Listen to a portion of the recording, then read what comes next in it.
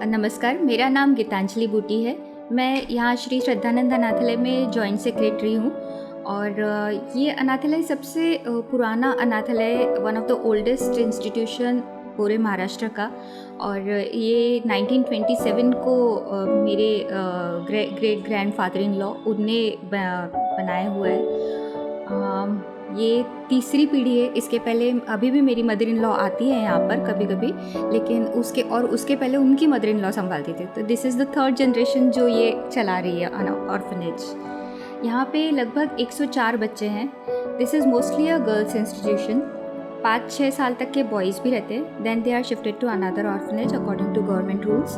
और लड़कियाँ 18 to 21 years तक रहती हैं। 18 ईयर्स के बाद आधार गृह में हम शिफ्ट करते हैं, पर उसके बाद 21 ईयर्स के बाद उनको यहाँ से निकलना पड़ता है। तो मोस्टली हम लोगों का यही एक मोटिव रहता है कि 12th पास होने के बाद उनको या तो किसी ट्रेनिंग के लिए या तो बेंच में, आजकल जो एक न्यू चल रहा है कि बेंच में हाउसकीपिंग के लिए वो लोग हायर करते हैं न्यू परियोजना, तो वहाँ पर हम लोग ट्रेनिंग के लिए भेजते हैं सो दैट वो अपने पैरों पे खड़ी हो सके जल्दी से जल्दी। कुछ लड़कियाँ इस बार नर्सिंग का कोर्स करने जा रही हैं। यहाँ एक क्राफ्ट सेक्शन भी है जहाँ पर क्राफ्ट में छोटी छोटी हैंडमेड चीज़ें सिखाई जाती है, जैसे डोरमेट्स। सिंथेटिक साड़ियाँ जो डोनेशन में आती है उससे ये बच्चे डोरमेट्स बनाते हैं। जो जरी की साड़ियाँ, जरी निकाल के उसके पाउचेस। इवन जो कैटलॉग्स, जो फर्निशिंग्स के शॉप में जो कैटलॉग्स उनके पुराने हो जाते हैं तो उनका जो कपड़ा रहता है अंदर का वो अच्छा रहता है, वो निकाल के ये लोग छोटे पर्सेस बनाते हैं। And you will not make it out कि ये हैंडमेड है कि ये बाहर का है। इतना फाइन उनका वर्क रहता है। इसका जो प्रॉफिट रहता है, ये प्रॉफिट हर बच्चे के बैंक अकाउंट में जाता है। हर बच्चे का यहाँ पे बैंक अकाउंट है। वो एक रूल हमने ऐसा बनाया हुआ है कि 18 ईयर्स तक वो डिपॉजिट करेंगे money, they can not withdraw money. इसका एक ये भी उद्देश्य है कि यहाँ से जब बच्चे बाहर जाते हैं तो एक कला, क्योंकि हर बच्चा पढ़ाई में अच्छा है ज़रूरी नहीं है। कोई बच्चा पेंटिंग में होता है, कोई बच्चा क्रोशिया में होता है, कोई बच्चा निटिंग वर्क में होता है, कोई रंगोली, मेहंदी। तो हम हर बच्चे को उसके अकॉर्डिंग, उसके हॉबीज़ के अकॉर्डिंग उसको सिखाते हैं। और इस तरीके से हर बच्चा कोई ना कोई एक कला में खुद को अपना कैपेबल बना लेता है। तो यहाँ मोटिव यही रहता है कि ये जब बच्चे 18 या 21 साल बाद यहाँ से बाहर निकले तो या तो उनके पास हाथ में एक कला होनी चाहिए और कुछ amount in their bank account कि वो आगे लाइफ को अपना बढ़ा सके। एक और चीज़ है कि यहाँ पर जिनका कोई भी नहीं रहता, क्योंकि ऑर्फनेज में 2 लोग रहते हैं, एक ऑर्फन्स, एक केयर एंड प्रोटेक्शन वाले। जो ऑर्फन्स रहते हैं जिनका कोई भी नहीं है, उनका हम लोग मैरिज भी करके देते हैं। जैसे इस बार अभी तक मतलब भगवान की कृपा से 3 मैरिजेस अभी फिक्स हुई है और अगले महीने 11 तारीख को वो तीनों लड़कियों की शादियाँ हैं। तो मेरी यही गुजारिश है, आप लोग ज़रूर आइए उनको आशीर्वाद देने के लिए। एक और चीज़ है कि हमारे यहाँ अडॉप्शन भी होते हैं। छोटा एक बेबी वार्ड है जहाँ पर नर्सेज एंड केयर टेकर्स, दाई, ये लोग दे लुक आफ्टर छोटे बेबीज़।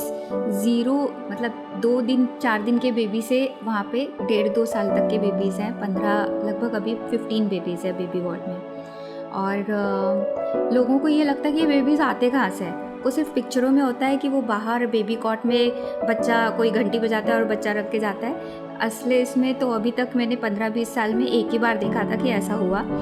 ये बेबीज़ आते हैं अनवेड मदर्स के through, due to unwanted circumstances के कारण, या लिव इन रिलेशनशिप और ऐसे इन सब चीज़ के कारण आते हैं यहाँ पे। यहाँ पे जब अनवेड मदर्स आती है छोटी एज की, कभी लव अफेयर, कभी अनवांटेड चीज़ों सर्कमस्टेंसेस हुए उनके साथ में लाइफ में, तो उनके कारण वो आती है। हम लोग उनकी प्रॉपर केयर करते हैं। 7th मंथ प्रेग्नेंट आती हैं या 5th मंथ प्रेग्नेंट, पूरा उनकी केयर करते हैं। उनका कैल्शियम, विटामिन, एवरीथिंग उनका सब ध्यान रख के, अंडा दूध सब चालू करके उनकी डिलीवरी की जाती है गवर्नमेंट हॉस्पिटल में। और उसके बाद बच्चे या तो अगर उन्होंने सरेंडर किया तो सरेंडर, नहीं तो फिर हम अपने यहाँ ही रखते हैं बच्चों को। और 18 साल के बाद वो उनकी शादी करके भेजते हैं उनको। ये बच्चे अडॉप्शन में जाते हैं। अडॉप्शन सेंट्रलाइज प्रोसेस है ऑल ओवर इंडिया, kara.nic.in, और उसके थ्रू बच्चे अलॉट किए जाते हैं।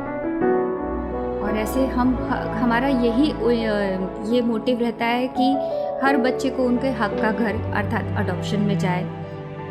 हर बच्चा कुछ न कुछ लाइफ में बन के आगे बढ़े, तो यही ये इंस्टीट्यूशन का मकसद है। और आप जैसे डोनर्स जो नागपुर के इधर ये सब कंपनीज़ के ये CSR एक्टिविटीज़, इसके कारण हम लोगों को बहुत रिलीफ मिलता है, क्योंकि हमारे ये बच्चों के जो सपने हैं वो साकार होने में उसकी मदद मिलती है। तो थैंक यू। आप लोग ऐसी सामाजिक और शासकीय सहयोग हमारे इंस्टीट्यूशन का आगे भी बना रहे, इसकी मैं कामना करती हूँ। धन्यवाद।